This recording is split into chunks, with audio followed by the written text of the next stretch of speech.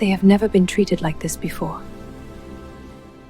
A galactic tribunal fell silent today because a fallen empire rose again without firing a single shot. They said no human could sway alien councils, yet one man walked in with nothing but flour on his hands, and the universe backed away. So the real question is, what did he do that empires couldn't? Tell me where you're watching from. Subscribe to join the journey, and let's begin. Elias Brenner had learned to stop hoping for customers around 3 in the afternoon. The subsurface community kitchen in Rapid City sat half empty most days, a concrete box that smelled like old steam and recycled air. He kept cooking anyway, adjusting spices for species that rarely showed up, calibrating temperatures for metabolisms he had memorized from outdated integration manuals. He told himself it was professional habit. The truth sat heavier than that. The M.K. Sue Gordon oven, which he had named after both his favorite game series and the chef who had inspired him before everything fell apart, hummed in the corner. Elias wiped down the counter for the 4th time that hour. Outside, the sounds of 2083 Rapid City filtered through the ventilation shafts, human voices mixing with the melodic tones of Jalrin refugees, the occasional mechanical whir of Quellan transit pods, the distant argument between his neighbor Carl and anyone who would listen. Carl hated the aliens, made it everyone's problem. Elias was stirring a protein synthesis base when he heard the door creak. He did not look up immediately. Disappointment had taught him to move slowly toward hope. 2 children stood in the doorway. Jalrin, maybe 7 and 9 in human years. Their silvered skin caught the kitchen's fluorescent lights in ways that reminded Elias of winter mornings back when he still believed in new beginnings. They were thin, too thin. The smaller one had rings around his eyes that dimmed and brightened with each uncertain breath. Elias put down the spoon. He did not ask their names, did not ask where their parents were or why they looked half-starved. He just pulled 2 bowls from the shelf and started plating. His hands moved through the motions he had practiced alone for months, grains that would not upset Jalrin digestive systems. Proteins broken down to their simplest chains. A garnish of crystallized nutrients that their species craved but could rarely afford on Earth. The children watched him like he was performing magic. When Elias set the bowls in front of them, the older boy touched the rim carefully, as if checking whether it was real. Then he looked up at Elias with eyes that held more questions than any child should carry. Elias just nodded toward the spoons. They ate slowly at first, then faster. The smaller one made a sound that might have been laughter, or relief, or both. Elias felt something shift in his chest, some old muscle he had forgotten how to use. Purpose. It tasted like rust and sunlight. When they finished, the older boy tried to speak. His human language came out fractured, but Elias understood enough. "Thank you. We come tomorrow." Elias nodded again. He did not trust his voice yet. After they left, he stood in the empty kitchen and realized he was smiling. Actually, smiling. He could not remember the last time that had happened without effort. Carl banged on the shared wall 20 minutes later. Something about alien contamination and property values. Elias ignored him. He was too busy adjusting tomorrow's menu, calculating portion sizes for 2 growing Jalrin children he had just met and already wanted to protect. The next afternoon they returned. Same cautious entrance, same grateful silence. But this time they were not alone. A figure waited in the hallway behind them, tall and still. Elias saw only a silhouette through the frosted door glass. Elegant posture. Deliberate distance. The children glanced back once before entering, seeking permission from someone Elias could not quite see. He started cooking before they sat down. Whatever was happening here, whoever was watching, it did not change the simple fact that these kids were hungry. And Elias Brenner knew exactly one language that still made sense to him. He did not ask their names. He just knew they were hungry. The woman who entered on the 3rd day moved like gravity had different rules for her.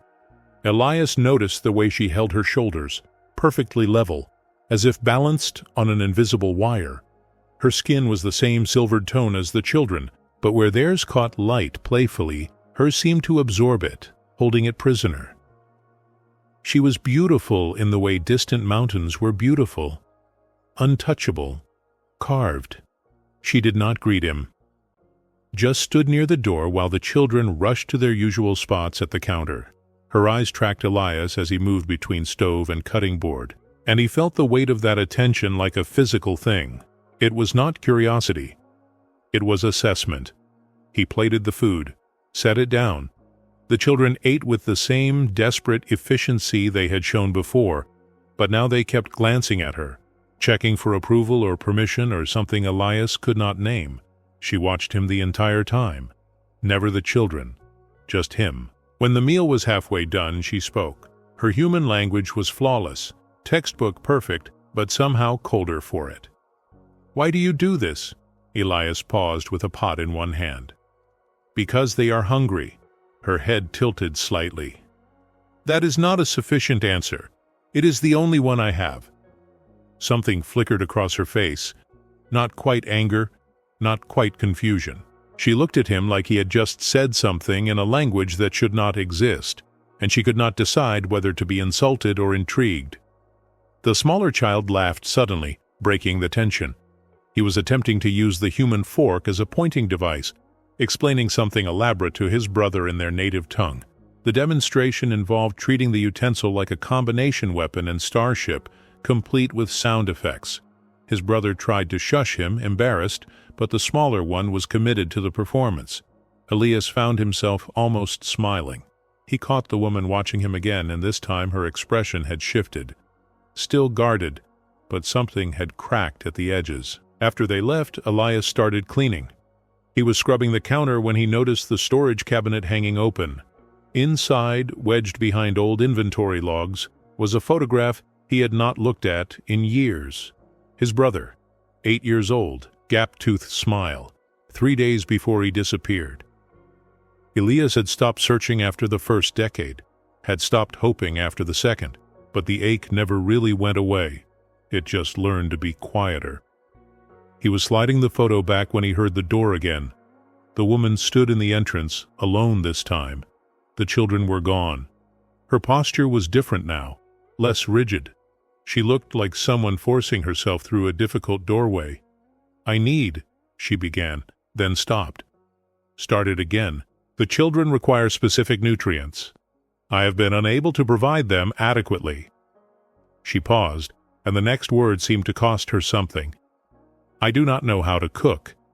Elias blinked. "You have never cooked?" Her jaw tightened. "Imperials do not prepare their own meals." The word Imperials hung in the air between them like a confession she had not meant to make. Elias filed it away, did not press, just nodded toward the stove. "I can teach you the basics, if you want." She stared at him. "I do not understand your motivation." Elias shrugged. "Neither do I, most days." For the first time, something almost like amusement touched her features. It vanished quickly, replaced by that careful mask. But Elias had seen it. Proof that under all that control, something human adjacent was still breathing. She did not stay, did not agree to lessons, but as she turned to leave, she said something so quietly he almost missed it. "My name is Maris. Elias." He said it to her back. She paused at the door, did not turn around. "Tomorrow, if the offer remains." "It does." She left.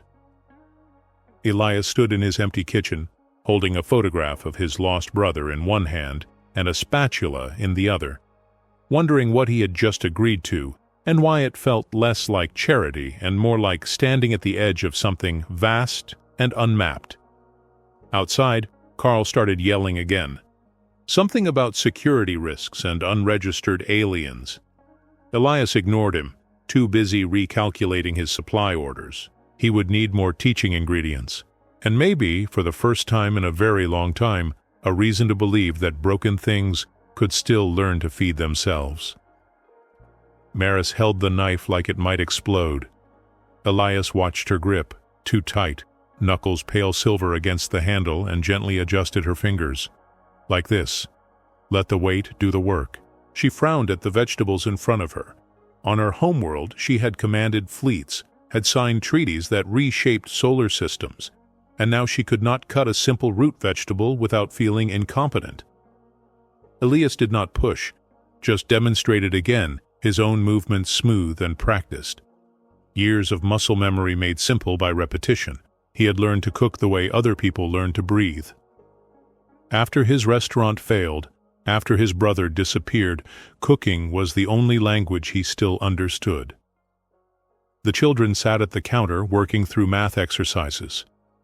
The older boy, whose name Elias had learned was Kale, was teaching his brother Saren to count using something called the sequence of Lumen. It sounded like poetry when they said it. Numbers transformed into light patterns that their fingers traced in the air. Maris made her first successful cut, then another. Her shoulders loosened fractionally. "You are patient," she said, not looking at him. "Not always." Elias scraped the vegetables into a pan. "Just with things that matter." "Why does this matter?" He did not answer immediately. Instead, he found himself talking about something he rarely discussed. "My brother disappeared when he was 8. I was supposed to be watching him. I looked away for maybe 10 seconds. When I turned back, he was gone." Maris stopped cutting. "I am sorry." Elias shrugged, the gesture practiced and hollow. "Everyone is sorry. No one found him. After a while I stopped knowing who to be angry at. Started being angry at myself instead." She was quiet for a long moment. Then, so softly he almost missed it. "I understand that particular flavor of guilt." The children laughed at something, breaking the heaviness. Saren had miscounted, turned 3 into 7 somehow, and Kale was correcting him with exaggerated patience. They looked happy, fed, safe. Maris watched them, and her mask slipped. "I have never had time to be a mother." "Not really. There were always councils, treaties, crises that required the Empress first and the parent second."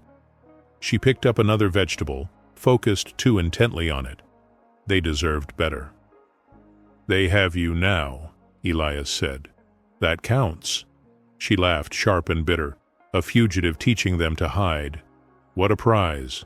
Better than a corpse teaching them nothing. The words came out harsher than he intended, but they landed true. Maris looked at him, really looked, and something passed between them. Understanding, maybe. Two people who had failed at the things they thought defined them, learning to build something smaller, but more real. Carl chose that moment to bang on the wall, loud enough to make Saren jump. Elias heard muffled shouting about reporting unauthorized aliens to immigration authorities. Maris went still, every muscle locked. "That is a threat. Carl is always threatening something," Elias said, trying to sound casual. "He is more noise than action." But Maris was not listening. She had shifted into something else, some other version of herself. The Empress, maybe, calculating exits and contingencies. Her hand moved unconsciously to where a weapon might have hung, but found only the apron Elias had given her. "If they investigate," she said quietly, "we will be found. And then, we will be taken." Elias wanted to promise her that would not happen. Wanted to say he would protect them. But empty promises were worse than silence, so he just nodded. "We will handle it when it comes. It is coming now." She was looking at the door. Through the frosted glass, Elias could see movement outside. Not Carl. Someone else. Multiple someones. They moved with purpose, unhurried but deliberate. Maris grabbed both children, pulled them close. Kale looked confused. Saren looked terrified. She whispered something in their language, rapid and low. Elias stepped between them and the door. He did not have a plan, did not have training. Just a spatula in one hand and the sudden, fierce conviction that these people had walked into his broken-down kitchen looking for safety, and he would be damned if he let anyone take that from them without a fight. The figures passed by, did not enter, kept walking. Maris released a breath she had been holding. False alarm. This time. Elias lowered the spatula, feeling ridiculous and relieved in equal measure. Kyle looked at him with new eyes. You would have fought them. For us. Elias did not know how to answer that, so he just shrugged and went back to the stove. Cooking for someone is the first language humans invented. Everything else is just dialect. Maris stared at him, then slowly picked up her knife again. Show me how to do the next part. He did. Outside, the patrol moved on, but they would be back. Elias knew it. Maris knew it. The question was not if, but when, and what they would do when someday became today. The ritual developed slowly, without announcement or agreement. Maris would arrive before the children, spend an hour learning techniques that Elias had stopped thinking about years ago. How to know when oil was ready, how to taste for balance, how to trust your instincts when the recipe failed. She was a quick study, but she approached cooking like warfare. Precise, calculated. Missing the part where you had to feel the food, not just follow its rules. On the seventh day, while Maris was wrestling with the concept of seasoning by intuition rather than measurement, Elias asked the question he had been avoiding. What did you do before? On your world. She did not look up from the pan. I was a political leader. High-ranking. She paused, choosing words carefully. I disagreed with the direction my government was taking. Chose exile over complicity. That takes courage, Elias said. Or cowardice, depending on who you ask. She finally met his eyes. I walked away from millions who needed different leadership, saved myself and my children, left everyone else to burn. Elias wiped down the counter, thinking about his brother. About the 10 seconds he looked away. Sometimes we do not get to choose between good and evil, just between different flavors of guilt. You speak from experience. My brother disappeared 20 years ago. Elias kept his hands moving, needed the motion. Everyone said it was not my fault, that I was only 13 myself, but I was there, and then he was not. And that math never changes. Maris nodded slowly.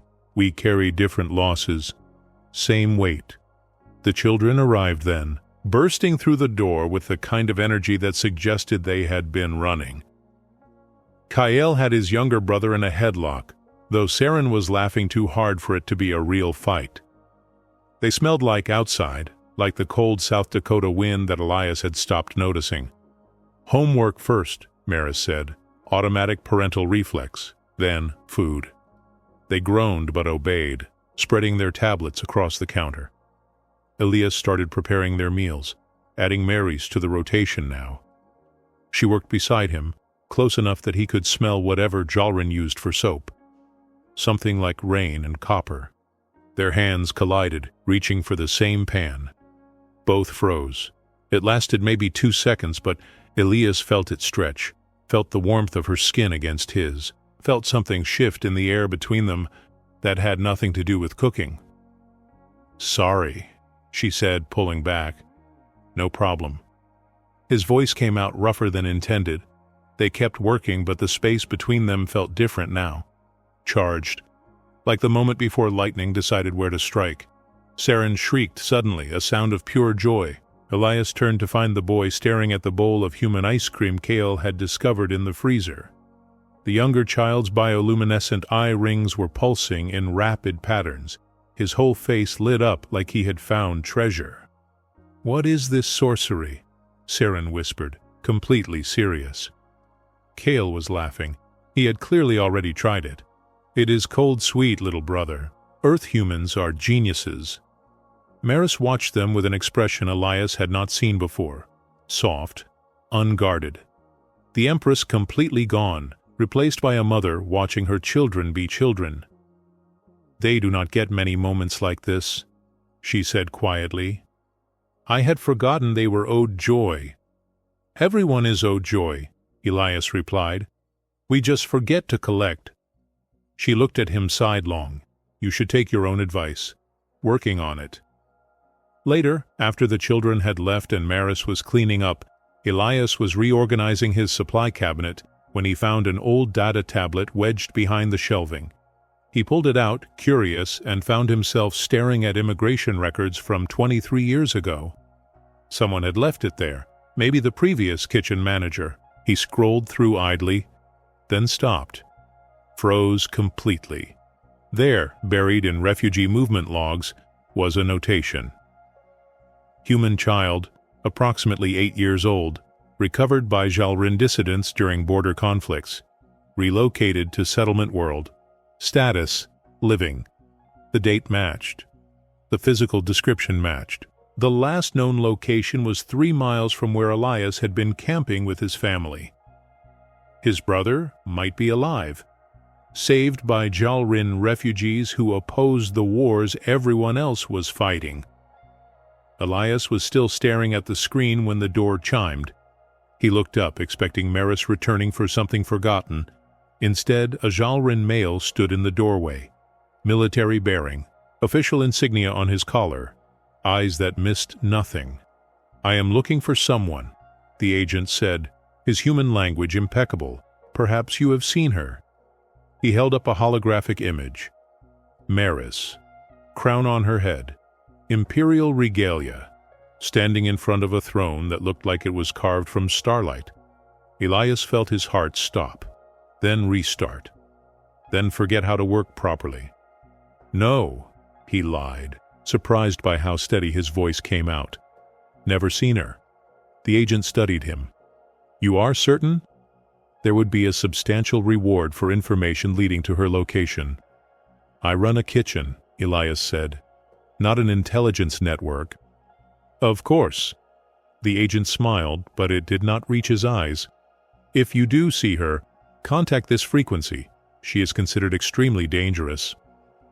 After the agent left, Elias stood alone in his kitchen, holding proof that his brother might have been saved by the same people now hunting the woman he was teaching to cook. The universe had a sick sense of humor. His hands were shaking when Maris walked back in. Maris saw his face and knew immediately who came.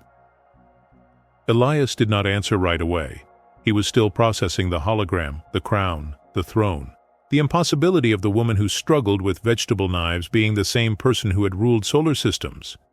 She moved past him, locked the door, pulled the shades. Efficient. Military. The cooking student vanished, replaced by someone who had survived coups and assassinations. "How much did you tell them?" "Nothing." He finally looked at her. "But they know you are here. In the city." She exhaled slowly. "How long do I have?" "I do not know." He hesitated. "They called you extremely dangerous. To them, I am." She leaned against the counter, and for a moment the mask cracked. "I am the Empress who refused to authorize genocide, who dismantled weapons programs, who chose peace when peace made me look weak." She laughed, bitter and sharp. "Weakness is the most dangerous thing you can show an empire built on strength." "The children," Elias said. "Are they safe?" "For now." Her hands were shaking slightly. "But if I am found, they will be taken, used as leverage or examples or both." Elias felt something solidify in his chest, a decision he did not remember making, but somehow already knew. "Then we make sure you are not found." "We." She stared at him. "You do not owe me this." "You are right." But he met her eyes, and something passed between them that had been building since the first time she struggled with a knife. "I am doing it anyway." Before Maris could respond, the door rattled. Hard, not a knock, an impact. Carl's voice, sharp with righteousness. "Immigration enforcement is outside. I reported the alien squatters. About time someone cleaned up this neighborhood." Maris went pale. Her children. They were supposed to meet her here in 20 minutes. The door burst open, not with violence, but with authority. 2 agents, Jalrin, flanked by a human immigration officer who looked bored with his own job. The lead agent was the same one from before, and his expression said he had expected exactly this. "Maris Jalrin," he announced formally, "you are under imperial summons. You will return to face tribunal for abandonment of your position and theft of royal heirs." Elias stepped forward, placed himself between them and Maris. He still had flour on his hands from the bread he had been preparing. His apron was stained with 15 different sauces. He looked ridiculous and felt terrified and did not move. "She is a registered refugee," he said. "You have no authority here." The agent smiled. "She forfeited refugee status when she fled with state assets." He gestured to where Maris stood. "She is not a person seeking asylum. She is property attempting theft. The children are not property. According to imperial law, royal heirs belong to the throne, not to the woman who birthed them." Elias felt rage, clean and bright, burn through his fear. Then imperial law is wrong. The agent moved to step around him. Elias did not think, just shifted, kept himself between them and Maris. The agent paused, genuinely surprised. "You would fight for her? You barely know her. I know enough." They stood frozen in tableau, a cook with flour-covered hands facing down trained agents. It should have been laughable, but something in Elias's absolute stillness, his complete refusal to move, made the agent hesitate. Outside, Carl was shouting, probably gloating, probably already imagining his neighborhood purified. Then another voice cut through. "Carl, shut your damn mouth." Elias risked a glance. Carl was standing on the sidewalk, and another human, one of the other tenants, was facing him down. Then another joined. Then 3 more. A small crowd of humans forming a loose barrier. One of them, an elderly woman Elias had served soup to last winter, called in through the open door, "Whatever is happening here, we did not see anything, and we will keep not seeing it for as long as necessary." The agent looked genuinely confused. "This does not concern you."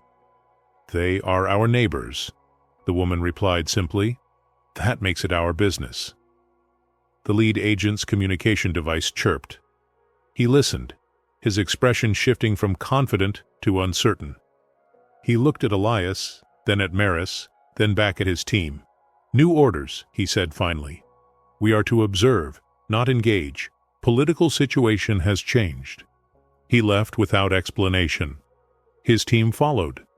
The human officer shrugged and wandered off.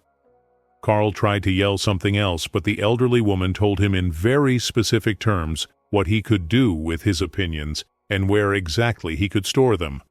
The door closed. Maris stood frozen, tears running down her face. She was not making sounds, but her whole body was shaking. It was not fear. It was something deeper. Release, maybe, or recognition of a debt she had not known how to ask for. Elias turned to her. "Your children will be here soon. You should wash your face." She looked at him like he had just handed her the universe. "You stood between empires and children, not with weapons, with flour on your hands. Someone had to." She stepped forward, placed her forehead against his, a gesture he did not understand but felt in his bones. "Thank you," she whispered, "for seeing me as more than a title." The moment broke when Kale and Saren burst through the door, oblivious. Maris wiped her face, pulled them close. They complained about the unexpected hug, but did not pull away. Elias went back to his bread. His hands were still shaking. Outside, Carl was yelling about appeals. But for now, for this moment, the kitchen was safe. The agent's device had said new orders. Political situation changed, which meant something bigger was moving, and they were standing directly in its path. They waited until the children were asleep in the back room, curled together on the cot Elias kept for exactly this kind of emergency. Maris sat at the counter, staring at her hands like they belonged to someone else. "Tell me," Elias said quietly, "all of it." She took a breath, released it, started talking. "I was the last empress of the Jalrin Collective, not by choice. My mother died during a diplomatic crisis, and the succession laws were absolute. I was 23, too young, too idealistic." She smiled without humor. "I thought I could change things from inside the system." "What things?" "We were at war with 6 neighboring species, conflicts that had been running for generations. No one remembered why we were fighting anymore, just that we always had been." She folded her hands, a gesture that looked practiced. "I tried to broker peace, found resistance from military leadership, industrial contractors, everyone who profited from endless war. Elias kept his voice neutral. What happened? I refused to authorize a weapons deployment, something that would have killed millions of civilians on a contested world. The military called it strategic necessity. I called it genocide. She met his eyes. They removed me from power 3 days later. Called it a medical leave. Said I was mentally unfit to lead. But you got out. I had loyal people. Dissidents who believed war was destroying us more than our enemies ever could. They smuggled me and my children off-world before the tribunal could make the removal permanent. She paused. I left billions of my people under leadership that will grind them down until there is nothing left. Or you saved your children from becoming weapons themselves, Elias countered. That is not nothing. Tell that to the parents who will lose their children in the wars I could not stop. Elias was quiet for a moment. Then he pulled out the data tablet. I found something. Earlier. Before the agent came, he showed her the record. Watched her face as she read. Watched understanding bloom. Your brother, she whispered. We saved him. My dissidents. During one of the border conflicts. He is alive? According to this, he was relocated to a peaceful settlement, given to a family who had lost their own child. She looked up. I signed those orders myself. Every child we could evacuate from war zones we did. Elias felt something break open in his chest. 20 years of guilt. 20 years of thinking he had failed. And all this time, his brother had been saved by the same people now hunting the woman sitting across from him. The universe is rarely tidy, Maris said softly. But sometimes it rhymes. They sat in silence, processing. Outside, Rapid City hummed with its usual night sounds. Inside, two people who had lost everything were learning what it meant to find each other in the wreckage. Maris stood suddenly. I need to leave. Tonight. What? Elias stood too. Why? Because they will come back. With more authority, more force. And when they do, they will take my children. Use them to force my return. She was pacing now, agitated. If I go willingly negotiate my surrender, maybe I can secure their safety. Get them real asylum. Away from me.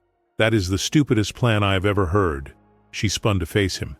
Excuse me, you heard me. He felt heat rising in his voice, surprising himself. You think walking into their hands will protect your children? You think they will just let them go? You are smarter than that. I am out of options. You are scared. There is a difference. Of course I'm scared. Her voice cracked. I am terrified. I have been terrified since the moment we fled. I wake up every night wondering if today is the day they find us. If today is the day I watch my children taken. Her hands were shaking. At least if I surrender, I control the terms. You control nothing. Elias moved closer. They will use your surrender against you. Make an example. And your children will grow up knowing their mother chose an empire over them. That is not fair. None of this is fair. But he was not backing down. You do not get to give up. Not after teaching them that running was brave. Not after showing them what it means to start over. They stared at each other. The air between them crackled with tension and fear and something else, something that had been building for weeks, and now had nowhere to go except forward. Maris stepped forward, put her forehead against his. That same gesture from before, but this time it lasted. This time he felt her breath on his face, felt the tremor in her hands as they touched his shoulders. I am so tired, she whispered, of being strong, of deciding, of leading. Then stop leading, he whispered back. Just be here, with me, with them. The moment stretched, held, almost became something more. Then glass shattered in the front window. They broke apart. Elias saw figures outside. Not agents this time. Something else. Military-grade armor. Weapons drawn but not aimed. A perimeter forming. A voice amplified through external speakers. Maris Jalrin. You are surrounded. Surrender yourself and the heirs, and no one else needs to be involved." In the back room, one of the children started crying. Maris looked at Elias. Her face had shifted back to that imperial mask, but her eyes were desperate. "I will not let them hurt you, or anyone here." "Too late for that," Elias said. "We are already involved." She moved toward the door. He caught her wrist. "We find another way. There is no other way. Then we make one." Outside, the voice called again. "You have 5 minutes to comply. Then we breach. 5 minutes to save a fallen empress and 2 terrified children."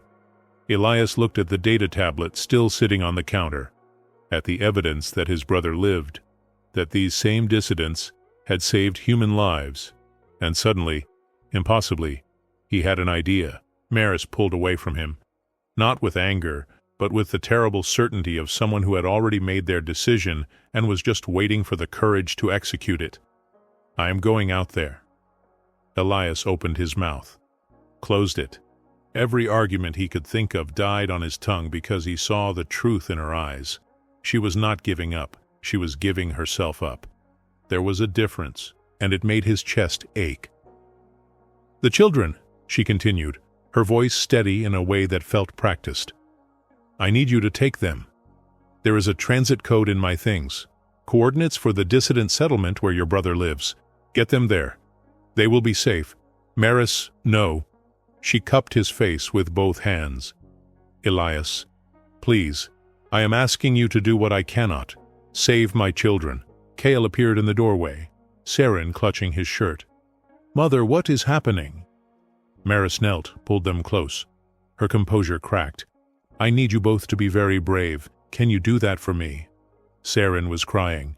"I do not want to be brave. I want you. I know, little star. I know." She held them tighter.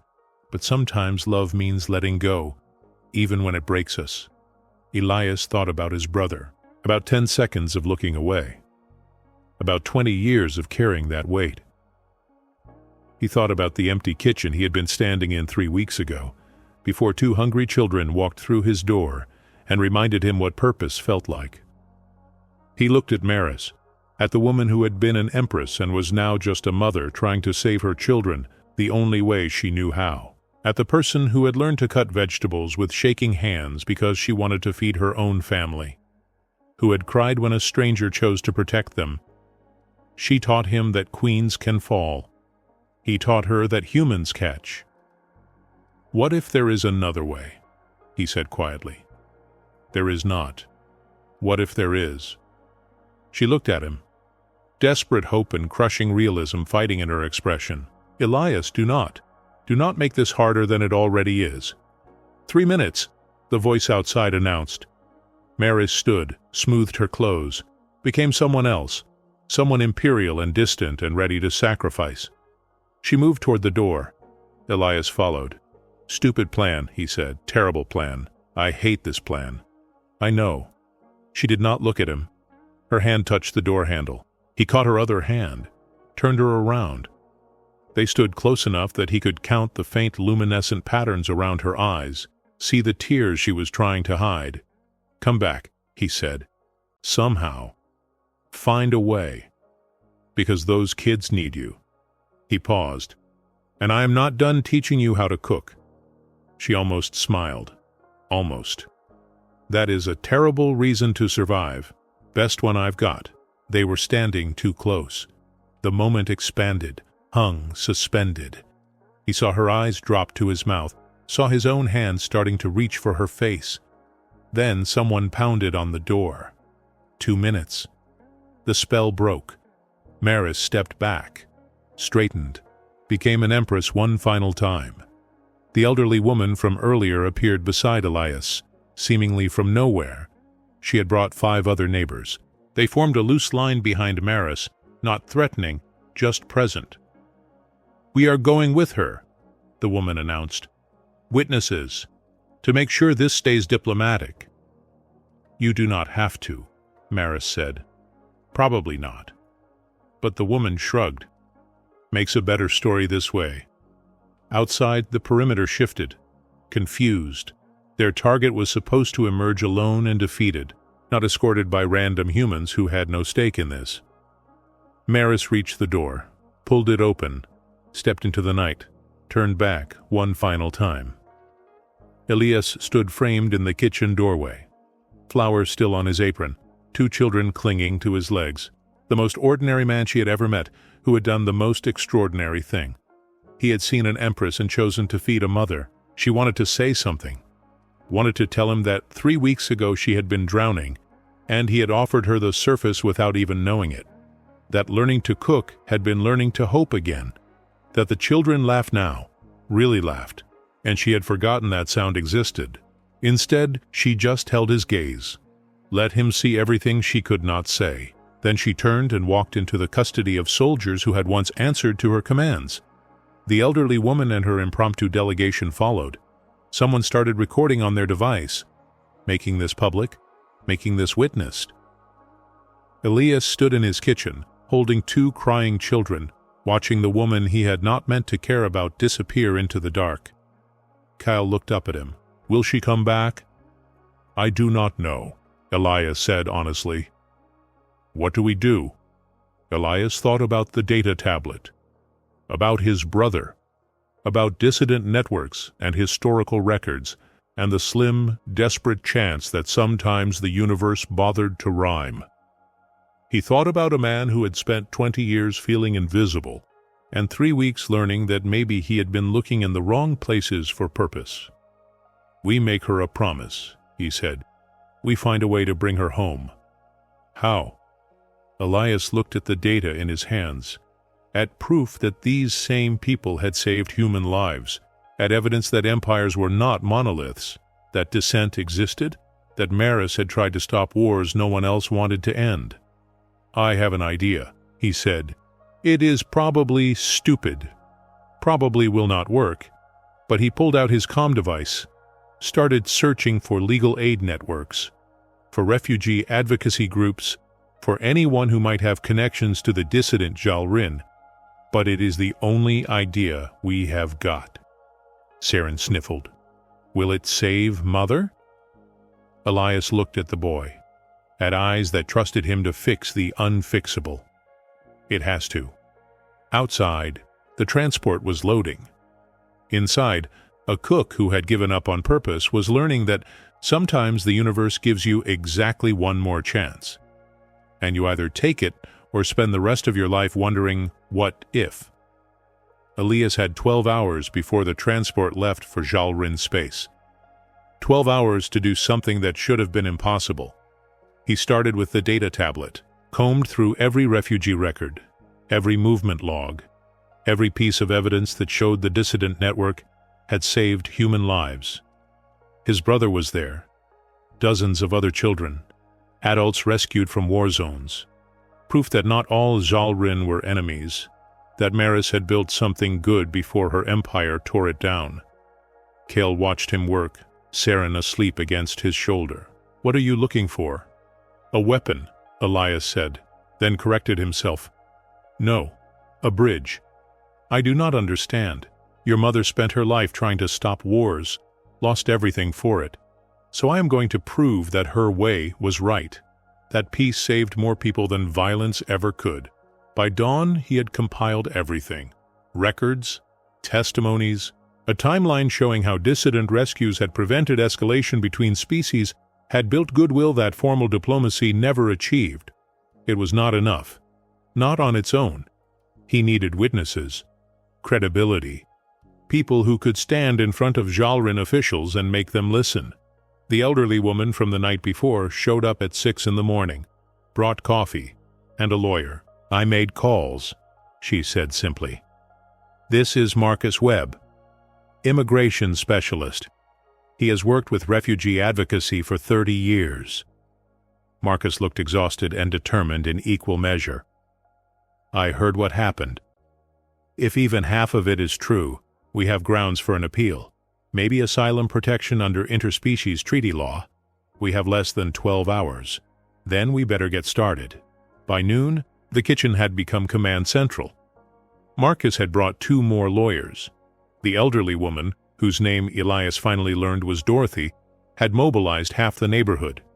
Someone set up tablets for remote testimony. Someone else started a legal fund, though Elias had no idea how to pay anyone. Carl appeared in the doorway, looked at the organized chaos, looked at Elias. "I was wrong," he said quietly, "about reporting them, about all of it." Elias did not have time for apologies. "Okay, I can help. I know a councilman, owes me a favor. Can get you a hearing with the human liaison to Jalrin Diplomatic Corps." "Why would you do that?" Carl shrugged, uncomfortable. "Because I watched you stand in front of armed soldiers for people you barely knew, and because I have been standing on the wrong side of history long enough. Make the call." By hour 6, they had testimonies from 17 humans whose lives had been saved by Maris's dissident network. By hour 8, they had a connection to the liaison. By hour 9, someone had located the transport route and timing. And by hour 10, the impossible happened. A man walked through the door, mid-30s, human, with eyes that looked exactly like Elias remembered. "Jamie?" The man smiled. "Been a long time, Eli." Elias could not move, could not breathe.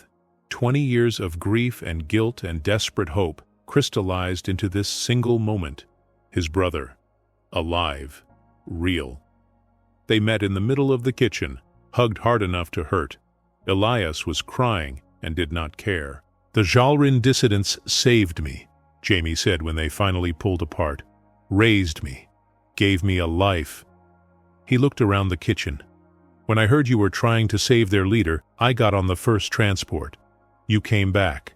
For you and for her."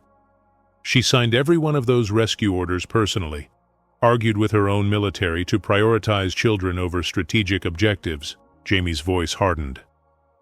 "If she goes back to that empire, they will execute her.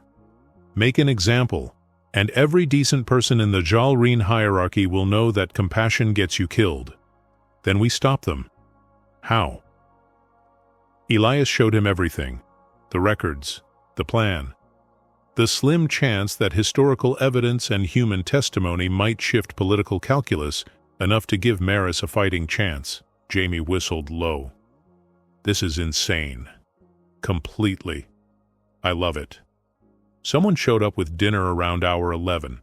Not fancy food. Frozen pizza reheated in Elias's oven. But Dorothy insisted everyone eat, said you could not save the world on an empty stomach. Kyle helped serve, solemn and focused. Saren had woken up, was drawing pictures for his mother on scrap paper. Someone would deliver them, Dorothy promised. Make sure Maris knew her children were okay. The transport was scheduled to depart from the orbital platform at 0600. Diplomatic immunity meant the ship could not be boarded, but they could intercept it during the ground departure. Present evidence to the Jalrin delegation before official custody transfer was complete.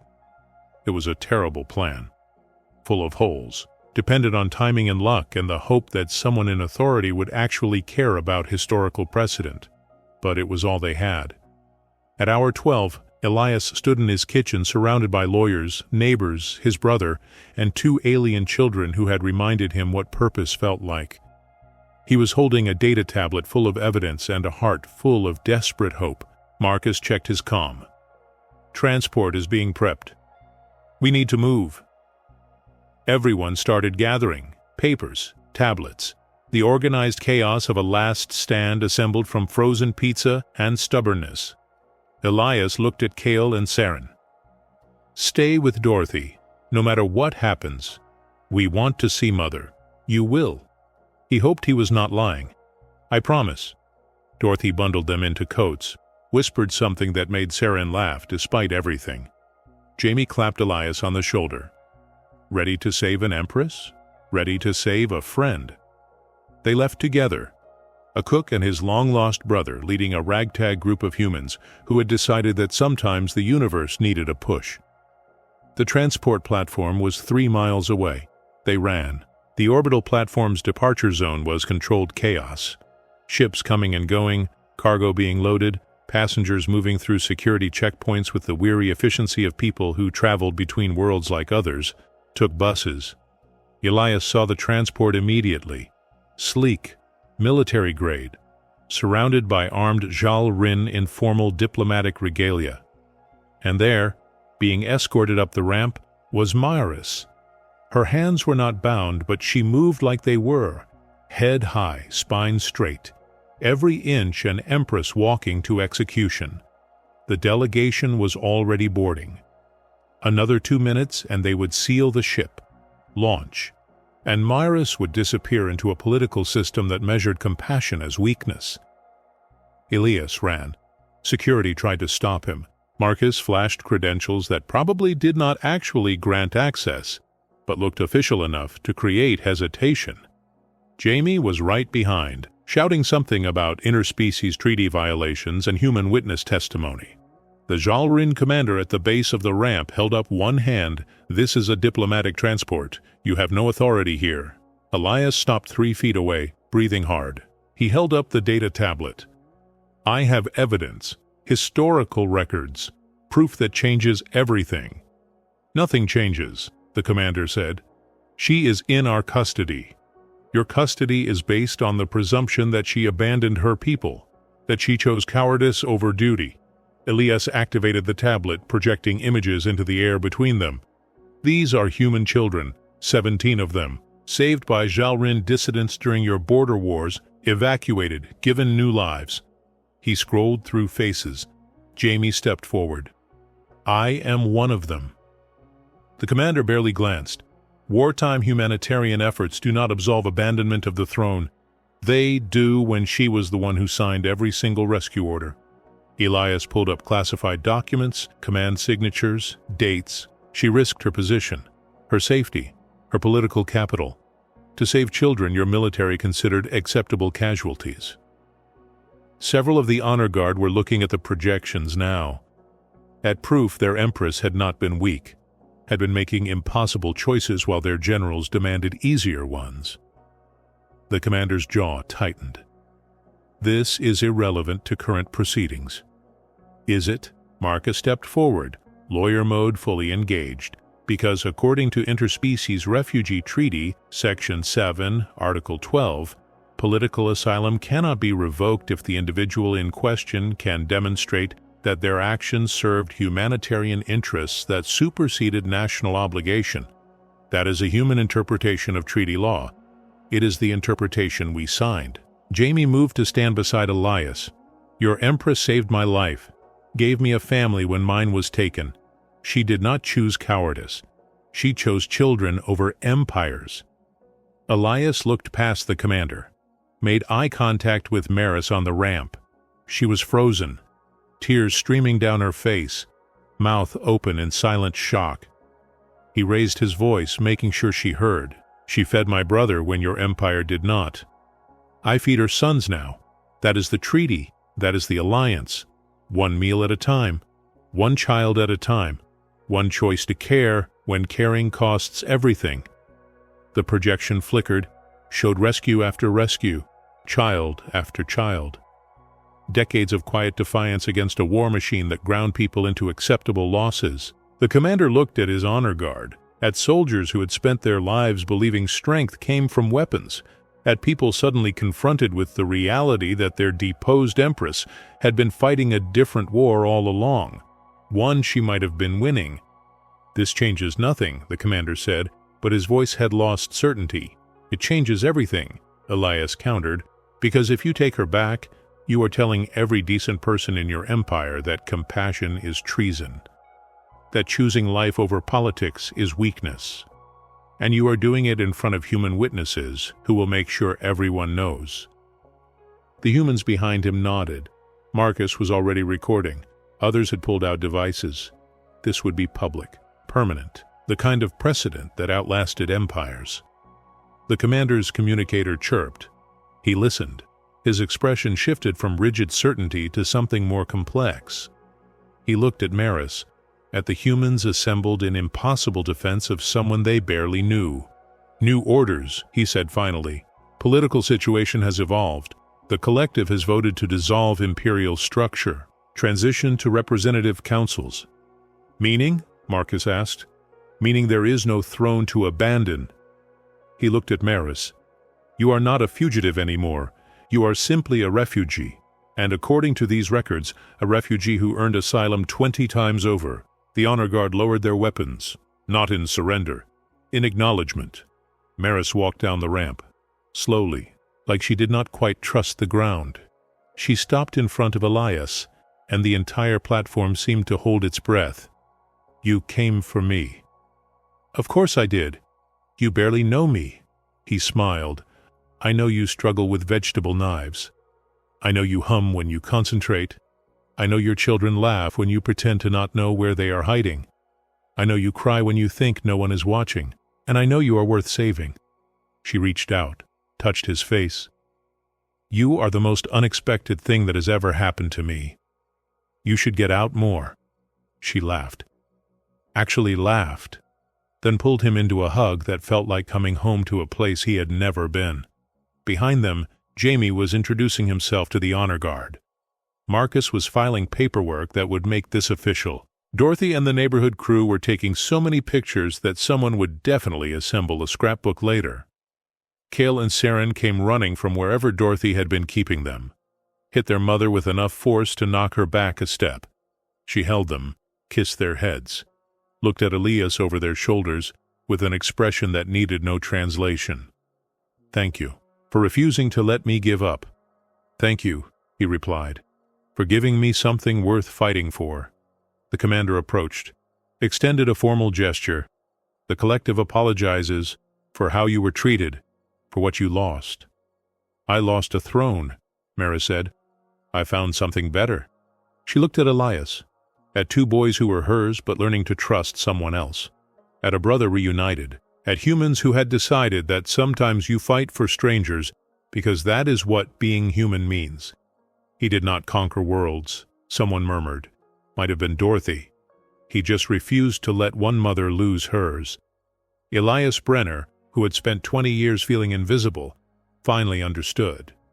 Sometimes the most revolutionary thing you can do is simply refuse to look away. Sometimes saving the universe starts with feeding 2 hungry kids, and sometimes when you stand between empires and children with nothing but flour on your hands, the empires are the ones who blink first. 3 months later, the kitchen looked different. Still the same concrete box, still the same recycled air, but now it was full, actually full. Humans and Jalrin and 3 other species Elias was still learning to cook for, all seated together, all eating food he had made. The program had a name now, the Keys Protocol, after the old integration guidelines someone had dug out of historical records, but everyone just called it Elias's kitchen, which embarrassed him and made Maris smile every time someone said it. She was chopping vegetables at the counter beside him, her knife work still cautious but competent. Her children were doing homework in the corner, occasionally looking up to argue about something in their native language. Jamie was teaching a class in the back room, showing other refugees how to navigate human bureaucracy. The Earth Council had granted permanent asylum to Maris and her children within a week of the transport incident. The Jalrin Collective, now reorganized into representative councils, had formally apologized, had asked Maris to serve as a cultural liaison. She had declined, politely but firmly, had told them she was learning to cook. They had not understood. Elias suspected they never would. Carl came in around noon carrying supplies. He had become an unofficial logistics coordinator, using his veteran benefits to source ingredients at discount prices. He still grumbled about everything, but now it was affectionate grumbling, the kind that meant family. Dorothy arrived with a new batch of volunteers, humans wanting to learn about Jalrin culture, Jalrin wanting to understand human food traditions. The kitchen had become something unintentional and vital, a place where people came to be fed and stayed to be known. Elias was stirring a protein synthesis base when he felt Maris watching him. He looked over, smiled. What? She gestured at the room. All of this started because you fed 2 hungry children. Started before that, he said. Started when I stopped believing my life could matter. And now? Now I wake up every day knowing exactly what I am supposed to do. He checked the temperature, adjusted seasoning, feed people, build bridges, maybe change a small corner of the universe. Maris moved closer, put her hand over his on the spoon. "You changed mine." They stood like that for a moment, connected by something that had grown slowly from shared trauma into shared purpose, into something neither of them had words for yet. The kitchen hummed around them, full of voices and laughter and the smell of food from 6 different worlds. Kale appeared beside them. "Mother, the supply teacher wants to know if we have more crystallized nutrients, the blue kind, in the back storage." Maris started to go, but Elias stopped her. "I will get it. You should finish the vegetables." She looked at the cutting board, at weeks of practice translated into something approaching competence. "You taught me to cook. You taught me to live." He smiled. Fair trade. After the lunch service ended and the volunteers had cleaned up and the last refugees had left with full stomachs and information packets, Elias stood in his kitchen with Maris. The children were playing some elaborate game involving the walk-in freezer and complex rules only they understood. Jamie was cataloging supplies, humming something from their childhood. Maris leaned against the counter, looking at the empty room that would be full again tomorrow. "Do you ever think about what would have happened if they had not walked through that door? If I had chosen a different city, a different kitchen?" "Every day," Elias admitted. "And every day I am grateful the universe decided to rhyme." She laughed. "That is a very poetic way to say we got lucky. We got stubborn. There is a difference." They started cleaning in companionable silence. She washed, he dried.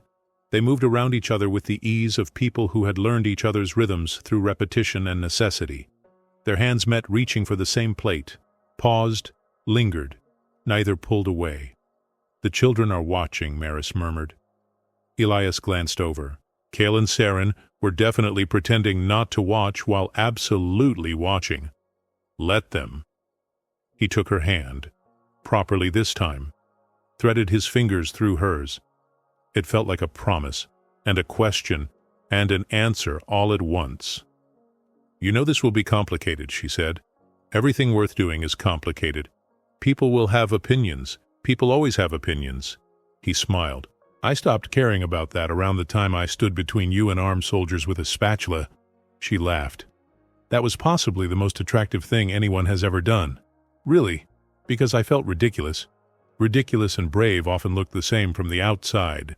They stood close, not quite kissing, but not quite not kissing, existing in that space between what was and what might be. Saren shouted something about finding ice cream. The moment broke. Maris pulled away, but slowly, reluctantly, with a look that said this conversation was not finished, just postponed. The kitchen filled up again, Dorothy bringing evening volunteers, Marcus stopping by with paperwork, Carl arguing with someone about proper refrigeration techniques, Jamie teaching Kale how to make something called shepherd's pie, which had become the boys' obsession. Elias watched it all. His kitchen, his people, his accidental family assembled from broken pieces and stubborn hope.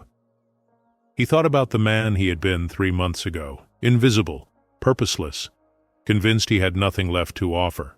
He thought about 2 hungry children who had reminded him that feeding people was a language, that sometimes the most revolutionary thing you could do was simply refuse to let someone go hungry. He thought about an empress who had lost everything and found it again in a subsurface kitchen that smelled like recycled air and possibility. Maris came back to his side, slipped her hand into his like it belonged there. "We did something good here. We did something right," he corrected. "There is a difference. Tell me. Good is easy. Right is hard. Good makes you feel better about yourself. Right changes things."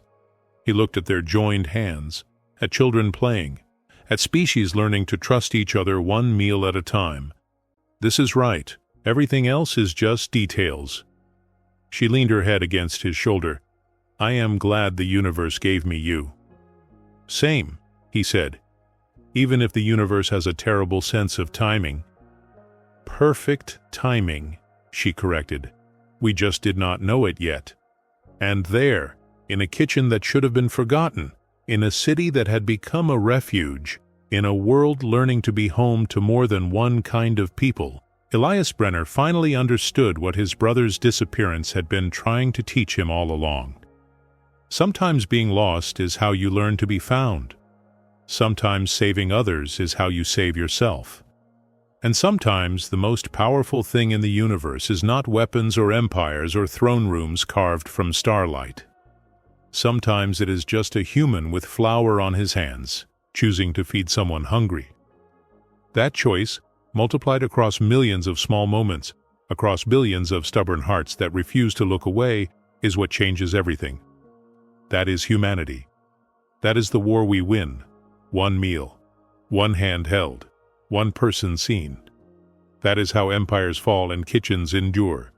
That is the treaty no one writes down but everyone knows. That is what it means to be human. And honestly, that is more than enough. In the end, Elias learned something the universe keeps trying to teach us in small, stubborn ways. That sometimes the greatest power in existence isn't empire, technology, or destiny. It's the quiet decision to show up for someone who didn't expect you to. Empires rise and fall, but a single human act of decency can bend their shadows into something kinder. And here's the uncomfortable part. Elias didn't win because he was strong. He won because he refused to stop being human, even when the universe politely suggested he try something louder. So, let me ask you this. What part of yourself have you been underestimating, the way Elias underestimated a kitchen?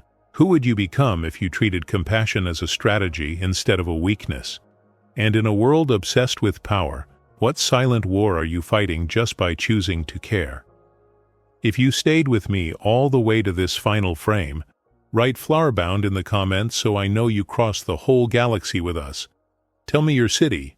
Earth is big, but kitchens connect faster than starships. If this story hit somewhere between a laugh and an existential crisis, the official HFY sweet spot, subscribe, like, hype it, share it with someone who needs a reminder that humanity's superpower is being inconveniently kind, and watch the next video in the card on your screen before the universe forgets you were here.